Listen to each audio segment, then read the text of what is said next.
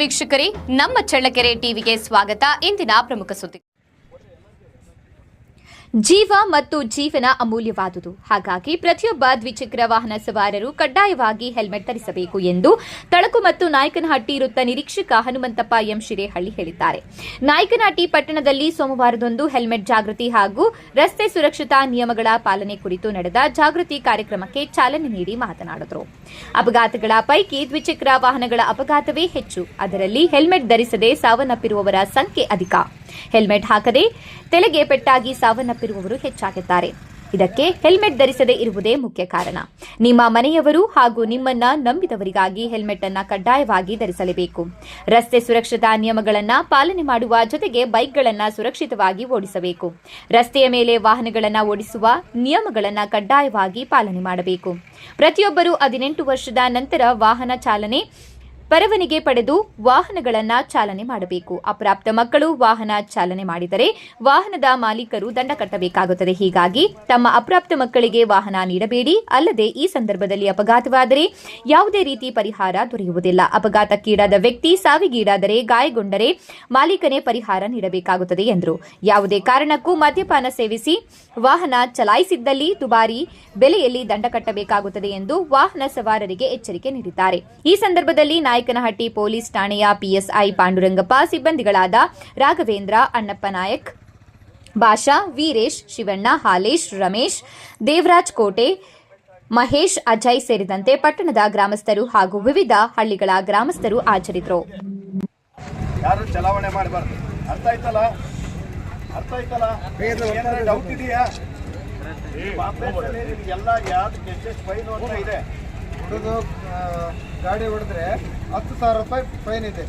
ಮತ್ತೆ ನೀವು ರಾತ್ರಿ ಎಲ್ಲ DL ಮತ್ತೆ ಲೈಸೆನ್ಸ್, ಮತ್ತೆ ಯಾರು ಮದ್ಯಪಾನ ಮಾಡಿ ಯಾರು ವಾಹನವನ್ನ ಚಲಾವಣೆ ಮಾಡಬಾರ್ದು. ನಿಮ್ಮ ಮಕ್ಕಳಿಗೂ ಯಾವ ಮಕ್ಕಳಿಗೆ ವಾಹನ, ಈ ಬೈಕ್ ಆಗ್ಲಿ, 4 ವೀಲರ್ ಆಗ್ಲಿ, 3 ವೀಲರ್ ಆಗ್ಲಿ, ಯಾವುದೇ ವಾಹನವನ್ನ ಚಲಾವಣೆ ಮಾಡ್ಲಿಕ್ಕೆ ಕೊಡಬಾರ್ದು.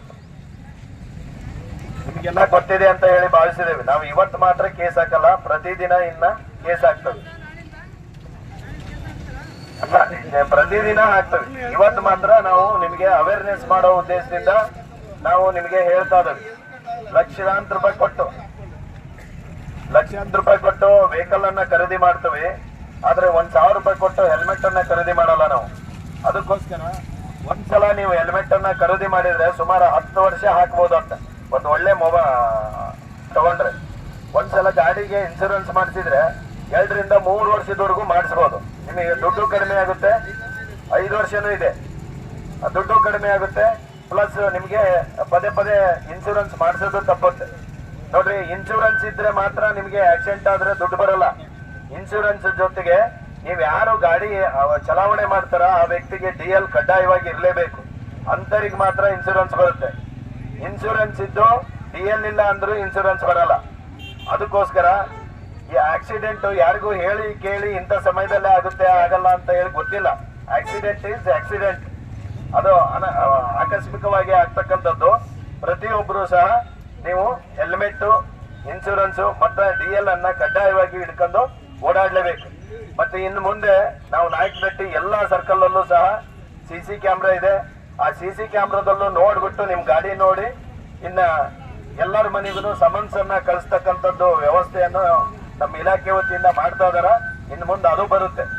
ಆದ್ರಿಂದ ಪ್ರತಿಯೊಬ್ರು ಹೆಲ್ಮೆಟ್ ಮತ್ತೆ DL, ಇನ್ಸೂರೆನ್ಸ್ ಅನ್ನ ಕಡ್ಡಾಯವಾಗಿ ಹಾಕೊಂಡು ಓಡಾಡ್ಲೇಬೇಕು. ಮತ್ತೆ ಸಿಟಿಯಲ್ಲಿ ಓಡಾಡ್ಬೇಕಾದ್ರ ಸ್ಪೀಡ್ ಆಗಿ ಹೋಗೋದು, ವೀಲಿಂಗ್ ಮಾಡೋದಾಗಿರ್ಬೋದು.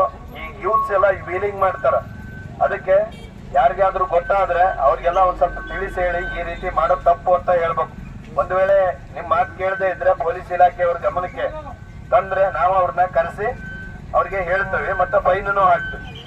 ನೀವೆಲ್ಲ ಇದನ್ನ ಜಾಸ್ತಿ ತಪ್ಪದೆ ಮಾಡ್ತೀರಿ ಅಂತ ಹೇಳಿ ನಿಮ್ಮ ಸುರಕ್ಷತೆಗೋಸ್ಕರ ನಾವೆಲ್ಲ ಇವತ್ತು ರೋಡಿಗೆ ಬಂದ್ಬಿಟ್ಟು ನಿಮಗೆ ಅವೇರ್ನೆಸ್ ಮೂಡಿಸೋಗೋಸ್ಕರ ನಾವು ಈ ಒಂದು ಕಾರ್ಯಕ್ರಮವನ್ನ ಮಾಡ್ತಿದ್ದೇವೆ. ಗೊತ್ತಾಯ್ತಲ್ಲ? ಎಲ್ಲರೂ ಹಾಕ್ತಿರ್ತಾನೆ, ದಯವಿಟ್ಟು ಎಲ್ಲರೂ ಹಾಕ್ಬೇಕು. ಸುರಕ್ಷತೆ ನಿಮ್ಮ ಸುರಕ್ಷತೆ ಅದು.